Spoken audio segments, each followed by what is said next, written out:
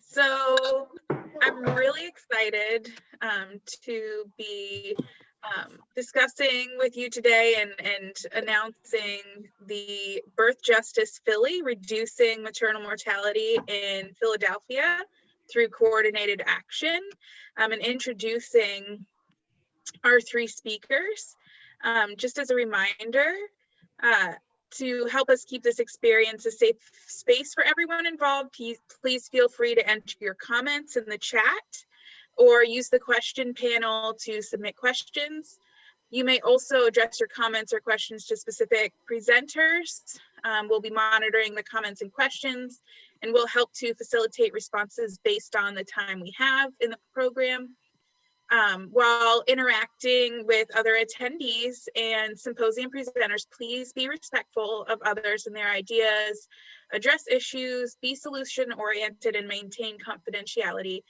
We also ask that you add to the discussion on social media by using the following hashtags: birth equity, PCOR, and NMHPN. So without further ado, I'd like to announce. So our first speaker is Simone Snead. She is a public health professional dedicated to decreasing the rates of maternal mortality among Black women in the United States. Simone received her MPH from University of Pennsylvania and her Bachelor of Science degree in Public Health from Temple University. Simone's research has focused on the role of doulas in childbirth, maternal mortality and morbidity, and the impact of those tragedies have on African-American women in the United States. Simone is the Maternal Mortality Review Community Action Team Coordinator with the Philadelphia Department of Public Health, Division of Maternal, Child, and Family Health. Simone is a certified lactation counselor and a birth doula. Some of her greatest accomplishments are supporting families as they experience the beauty of birth. She truly believes that no woman should die while giving life, and is making it her mission to decrease these high rates. Dr. Aasta Mehta is the Medical Officer of Women's Health for the Philadelphia Department of Public Health and OBGYN clinical faculty at Pennsylvania Hospital. Dr. Mehta completed her OBGYN residency and Public Policy Women's Health Advocacy Fellowship at Drexel University College of Medicine. With the support of Drexel University, Dr. Mehta completed a master's degree in public health. Into the early afternoon for Philadelphia. Let's break down our temperatures tomorrow by 8 a.m. We start off at 63, a mild stretch in the morning in Philly.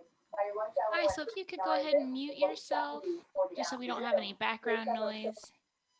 Thanks. Okay. So sorry. Dr. Mehta directs the Philadelphia Maternal Mortality Case Review and Community Action Team, leads the Philadelphia Labor and Delivery Leadership Group, and serves as Vice President of the Obstetrical Society of Philadelphia.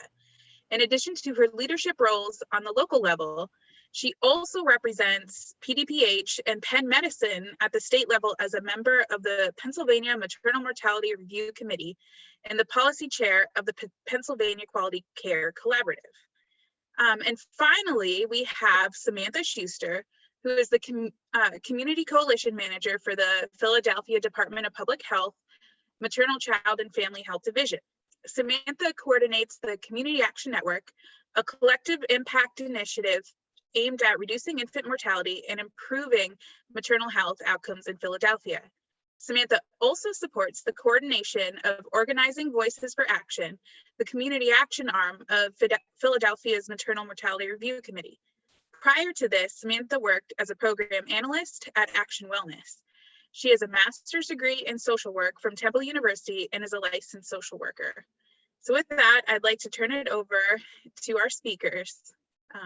And I'm really excited to hear from you guys.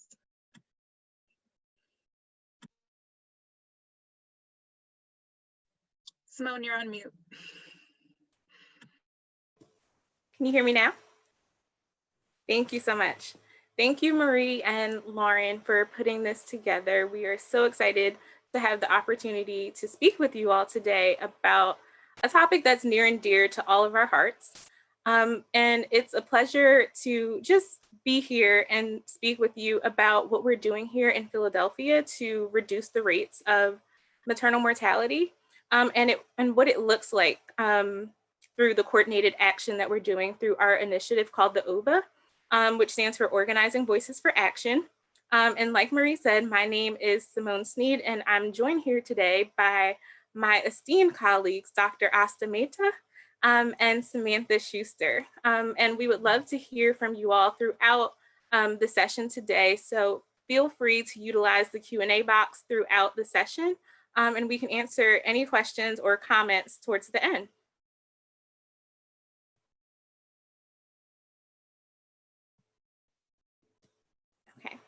And just before we start, we do have a bit of a disclosure. So the program that we'll be speaking about today is supported and funded by Merck through Merck for Mothers, which is a $500 million initiative dedicated to decreasing maternal mortality worldwide.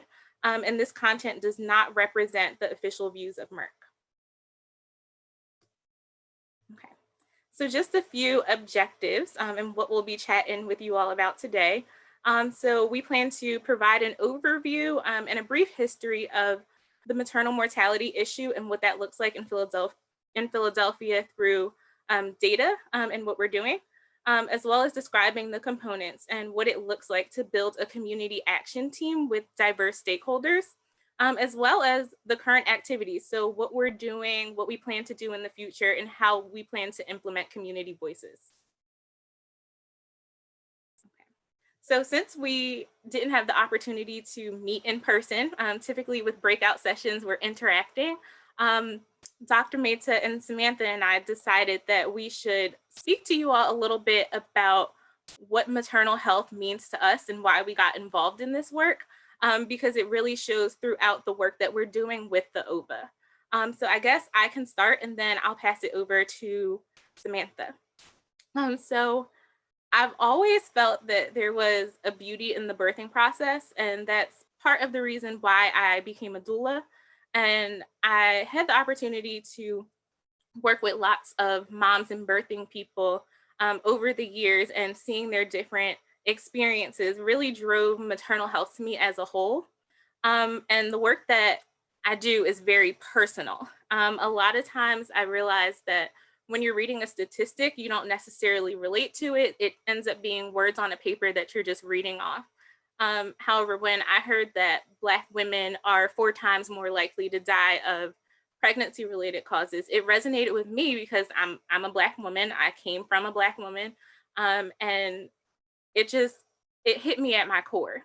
And I say that to say it could be me, it could be my family, it can be my friends, my sorority sisters, and anyone that looks like me. So for me, that's what drives the work that I do in maternal health. And I wanted to be a part of the maternal health and birth work field to really make a change for that very reason, so that we can alleviate those occurrences. So that's a little bit about me and my background and why I do what I do and why I'm super passionate about it.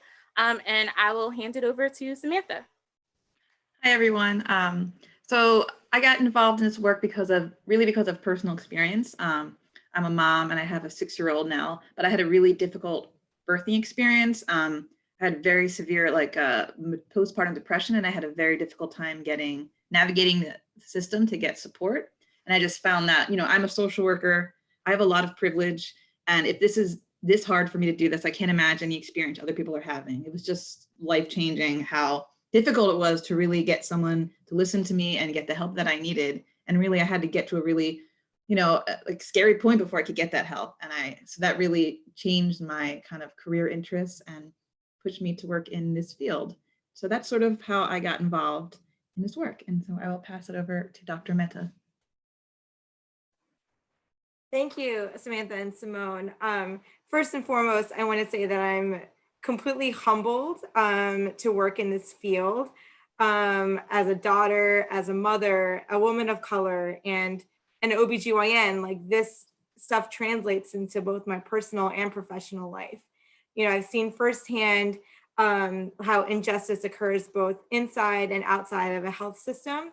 And I've kind of taken those injustices personally. I really feel like it's my duty to stand up and utilize whatever skills I've gained along the way to really make a difference and try to make a difference in improving the lives of all people that look like me, look like anybody. And so that's, one of the reasons why I really feel so passionately about this.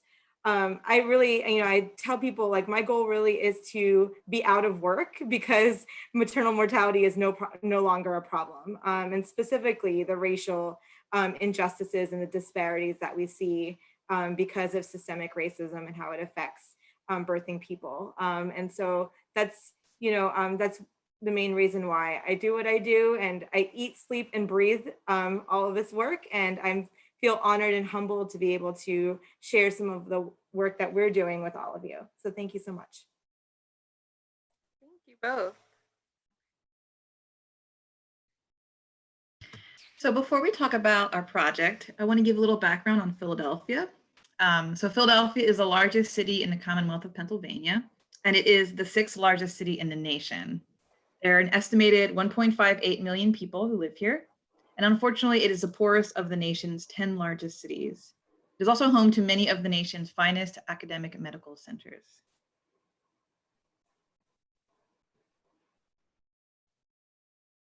Great. So before we begin with the data component of what we're going to be sharing with you, I just wanted to make sure all of us are on the same page in regards to definitions and sort of things, so we're all sort of talking about the same issue. And so the CDC really has defined maternal mortality more so as pregnancy-associated deaths. And so this is a death that occurs to a woman or to a birthing person either during their pregnancy or up to a year postpartum, regardless of cause of that death.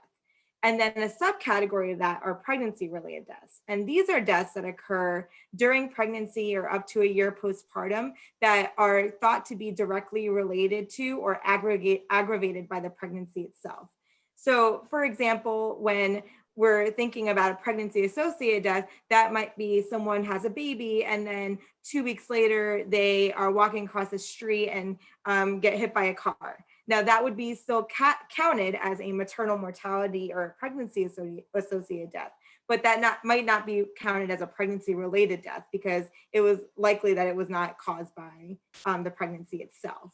Pregnancy-related deaths and sort of the things that we hear in the media and like around numbers and things like that, they're looking at really these deaths that are deemed to be related to the pregnancy. And so that's the sort of subcategory of like the overall death rate. And when we're talking about rates and mortality, pregnancy-related, so they're talking about these specific pregnancy-related deaths. So when you hear a number of like the number in the United States is blank, that's what they're talking about is pregnancy-related mortality and how it compares to other countries. Next slide, please. Great. So a little bit of background about maternal mortality in Philadelphia. We have a long history of reviewing and thinking about this as a disease process, going back to the 1920s. Where a maternal mortality review was started by our county medical society. They actually released their first report in 1934, and the OB Society of Philadelphia actually took up doing the reviews, and we're doing them annually in the 1970s. That was paused at some point in the 80s, and the modern day iteration of maternal mortality review was started in 2007, and then paused for a moment, and then officially started in 2010, again, through our medical examiner's office. We are really one of only 2 county level teams in the United States. The other one is New York City, and we predate them by like 8 years.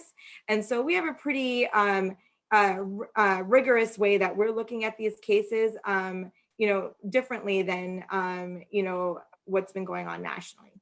Next slide, please. So the cases that we review are any death that occurs to a Philadelphia resident during the pregnancy or up to a year postpartum. And we review all pregnancy-associated mortalities. So again, we're looking at the bigger bucket, not just the ones that we think are related just to the pregnancy. And next slide. So just some numbers to share with all of you around what we're seeing in Philadelphia. So like I said, our team was established about 10 years ago, and we review all pregnancy-associated deaths. The two largest causes of mortality in Philadelphia is pregnancy-related deaths, and I'll sort of break those out a little bit later, and drug-related deaths. Drug-related deaths have actually increased significantly in our city in the last 5 years or so. There is a pretty big correlation with mental and behavioral health issues, where 45% of the people that have died had a mental health diagnosis, and 58% actually had a history of substance use disorders. So pretty big correlation there. And something that's really noteworthy in this population is that about 25% of people did not actually engage in any prenatal care, which is about 4 times higher than what we see in our general population that don't engage in prenatal care. So we're definitely seeing more disparity in those that are not getting prenatal care that die. And we've also noticed a common theme in a lot of our case reviews around social determinants of health and how they play an active role which leads to this birthing person passing. And next slide. So our rate in Philadelphia is 20 pregnancy-related deaths is 20 in 100,000 live births. That actually is decreased from about 6 years ago when we released our last report, where it was 26 point something. And so our pregnancy-related deaths have actually decreased. Our overall deaths have increased, but pregnancy-related ones are actually going down in Philadelphia. Compared to nationally, the last national number I saw was like 18 point something. And so we're still a little bit higher than the national average. With the caveat that we are pretty aggressive with trying to find these cases and these deaths where it's not as similar to the aggressive-ness in the national audience, because there's just no great way to capture all of that information. So I'm really fairly comfortable with our number, but I don't know how accurate the national number is. Of the pregnancy-related deaths, about 46% are related to cardiovascular-related conditions. So these are things like cardiomyopathy, preeclampsia, and complications from there, stroke, that might be because of preeclampsia, those kinds of things. That's actually pretty similar to national numbers. And we are seeing a significant racial disparity in pregnancy-related deaths, where African-American women are 4 times more likely to die than white women in Philadelphia. What's notable is the timing of the deaths. And so what you see often when you're reading newspaper stories and things like that around maternal mortality is that these women are dying in childbirth. And actually in Philadelphia, we see most of these women die after childbirth. And after they actually leave the hospital. A quarter of them are actually after even the traditional 6-week postpartum period. So kind of gives you an idea of like where we need to sort of change the way we're thinking about where to direct resources. Next slide, please. So as I mentioned before, drug-related deaths have increased significantly in Philadelphia in the last 5 years. They used to account for about a quarter of our deaths, and now they account for about 40% of our deaths. And again, the timing is notable, where about 3/4 of them are happening in the postpartum period. And there's actually a racial disparity that we're seeing in these deaths as well. So in the general population in Philadelphia, white women are about 2.5 times more likely to die of an overdose than Black women. However, in this particular population, they're equally likely to die. So there's certainly a disparity when it comes to African-American women, particularly when they're in this stage of birth. Next slide. So what have we been doing? So, I told you this review team has been around for about 10 years. We've been reviewing cases, coming up with themes and recommendations for how to change outcome. And really the goal is to look at systemic shortfalls and gaps in potential community resources. But the team itself was, the goal was really to come up with these recommendations, and hopefully some stakeholder would look at these recommendations and say, yeah, I'm going to work on that. Like, I'm going to take that on. But there was never really any coordination in some of in this work. And so the recommendations, while some of them could be, sort of implemented by one stakeholder, really, if you really wanted to make a larger difference and a more of an impact, it really had to be a coordinated type of thing where multiple stakeholders were involved. And we really didn't have that infrastructure in Philadelphia where all of these people were in the same room to say that, yeah, let's work on this together. And so we really weren't able to fully scale up a lot of our interventions. And, maternal mortality being such a complex problem that crosses so many different sectors, in order to really make a difference, you have to start thinking about how to work together in a really cohesive way. Next slide. And so we've developed a different workflow in Philadelphia to really think about how we can use our data, use the hard work that our review team does to identify gaps and barriers, and how we translate that into something tangible that somebody can take up and actually implement.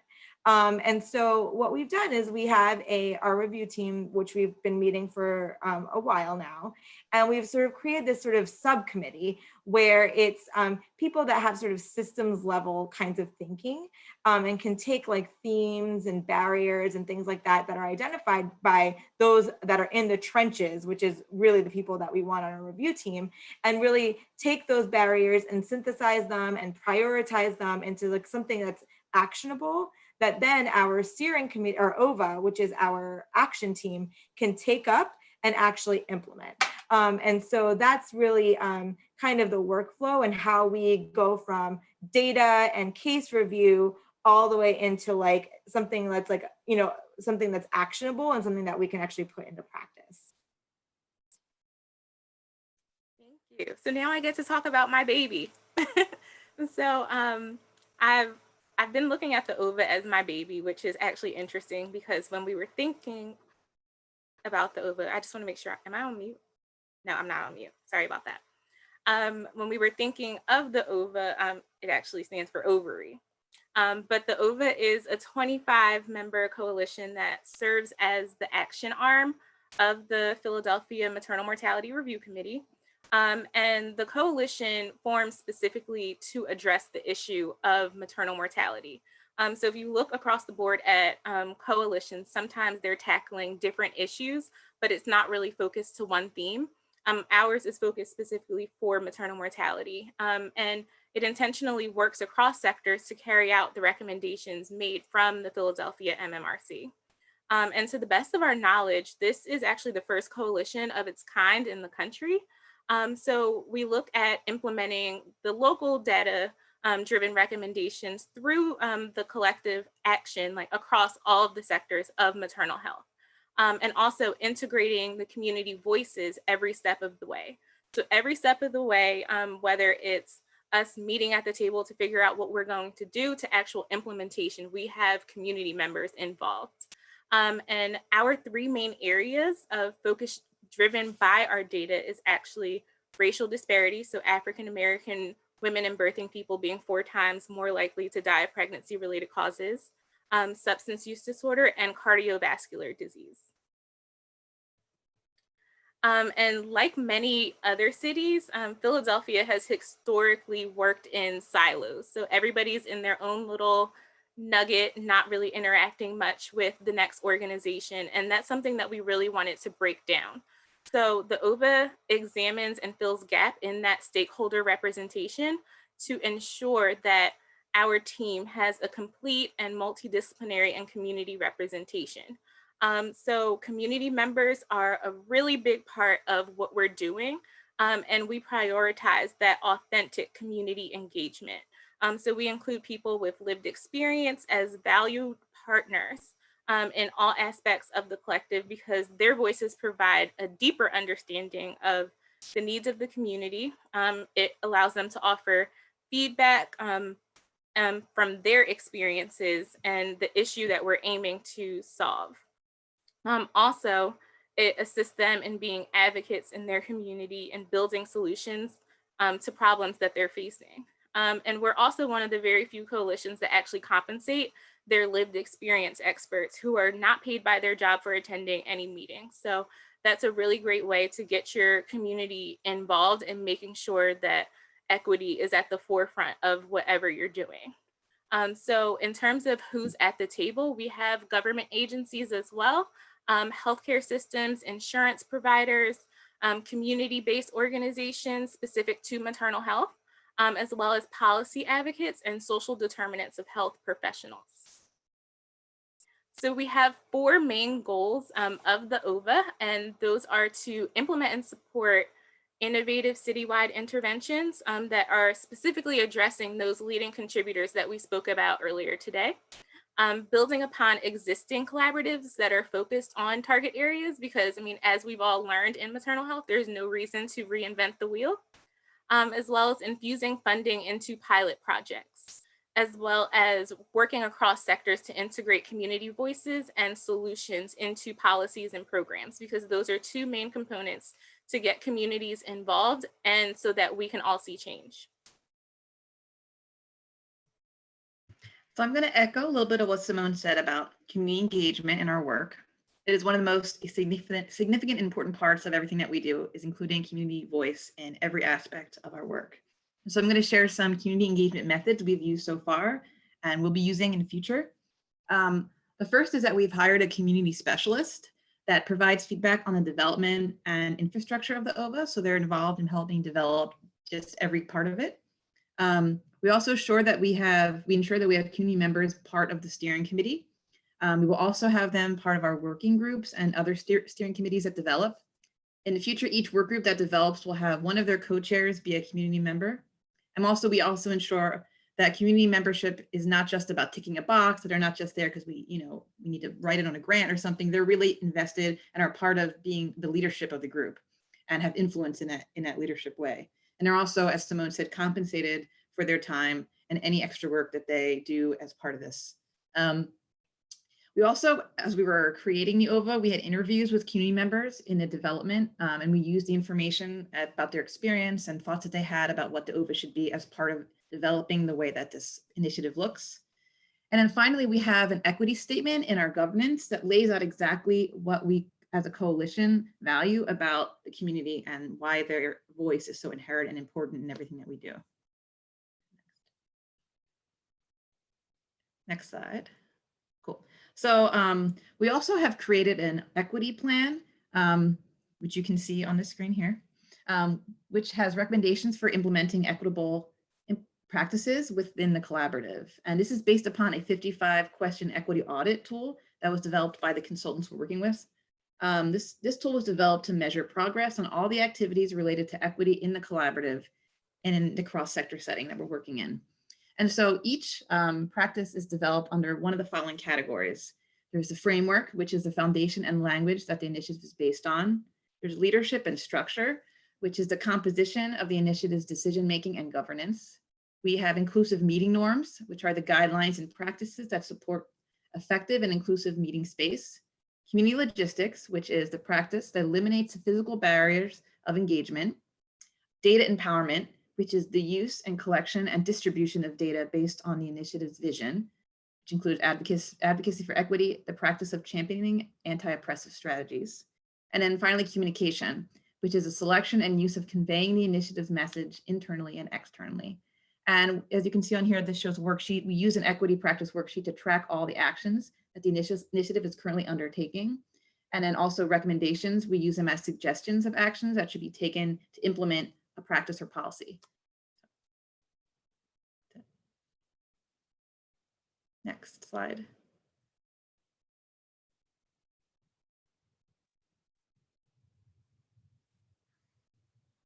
Okay, so this shows some of the pilots that we are helping support, and I'm going to just go through those activities and sort of where we are with each of them. So the first is strengthening maternal mortality surveillance process. And so we are in a process of hiring a nurse abstractor at our division to help with this process. The next is increasing access to family planning for women with substance use disorder. So we're supporting an organization that is providing LARC and reproductive health information during their group sessions and during reproductive health visits.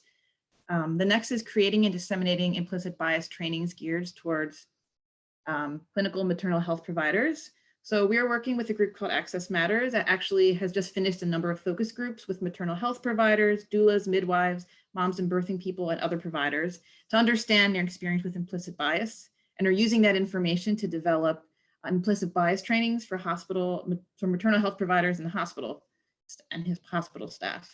The next is infusing funding into community doula programs to increase contact into the postpartum period. So we're providing funding to one of the organizations we work with, Maternity Care Coalition, to expand their community doula program to include more visits and also provide more training opportunities to their doulas. We are initiating a text-based postpartum hypertension monitoring program at all delivery hospitals. This is called Heart Safe Motherhood, and we're working on getting this initiative running at all hospitals in the city. We're also establishing case management for pregnant women with substance use disorder who are released from prison. We're working again with an organization called Prevention Point to help connect eligible women with legal case management like reentry support, warm handoff to substance abuse treatment, and advocacy around warrants or other legal concerns. And then finally, educating maternal health partners on the impact of unmet legal needs on maternal health. So we're supporting a group, Nurse Legal Partnership, on having brunch and learns, which help provide information about unmet legal needs. And we're working on helping them create the first one for December. So that's where we are on those activities.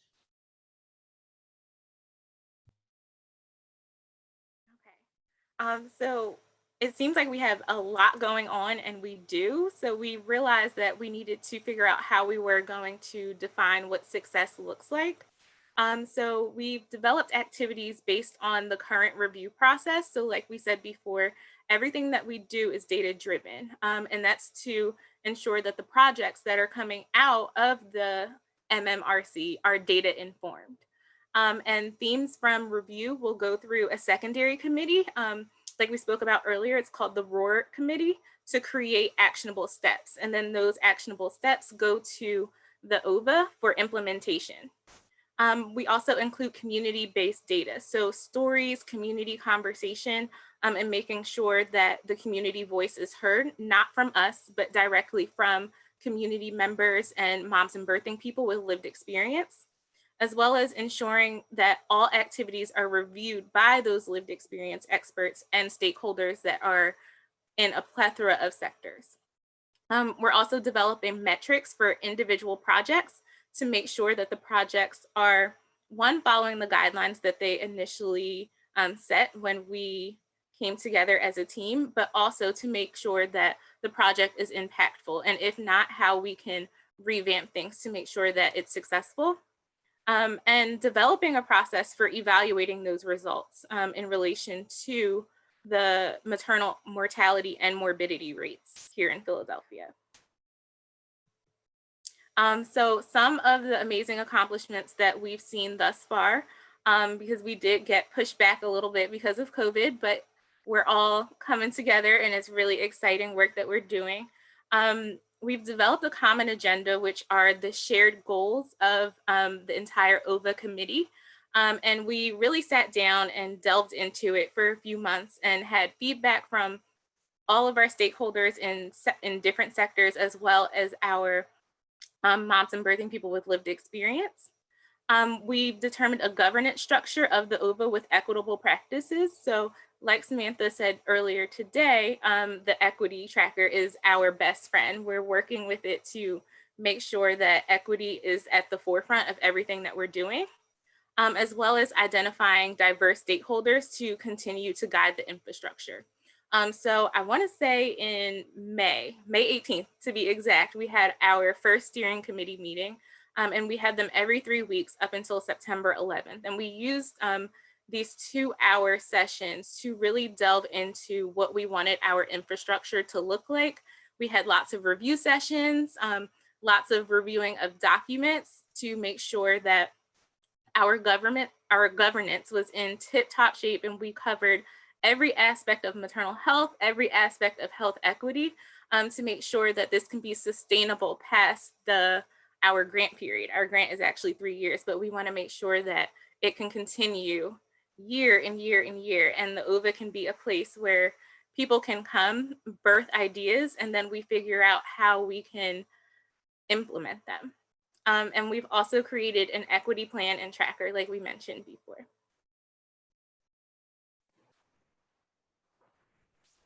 So thank you so much, all of you, for being such a great group of people to share our work with. We've come a long way. Since the 1920s in Philadelphia, this has been a problem. We do have a long way to go, based on our conversations with our community, based on our data, based on a lot of things. But I think the main takeaway here is that we have to do this together. Oftentimes, everyone sort of works in their own siloed system, and this is maternal mortality is so complex, it's so multifaceted, and really, in order to really make a difference, we have to tackle all of these problems together, and not think that, oh, that's someone else's problem, because it's not, it's everyone's problem. And so, if there's one takeaway, it's that please think about the problem in your community, think about how you could potentially engage stakeholders that are not necessarily ones that you would think of, right? Like we have people from emergency medical services, that's not exactly right, what we think about when we think about maternal mortality, but it's such an important component. We have lawyers on our team because, this goes beyond just health. It goes, into things like advocating for reproductive justice, advocating for paid maternity leave, paid family leave, all of these kinds of things. And so just encourage people to sort of think outside the box when they're thinking about this problem. So thank you so much. I think that's it for us, but please, if you have any questions or if you want to learn more, we could talk about this for a long time, and we only have a short amount of time. And please email Simone, and happy to set up another time to talk with all of you and share what we've done so far in our resources. Our goal is for every city to have one, every community to have one of these. So thank you so much. Thank you so much for that presentation. You guys were absolutely amazing. And this project is wonderful.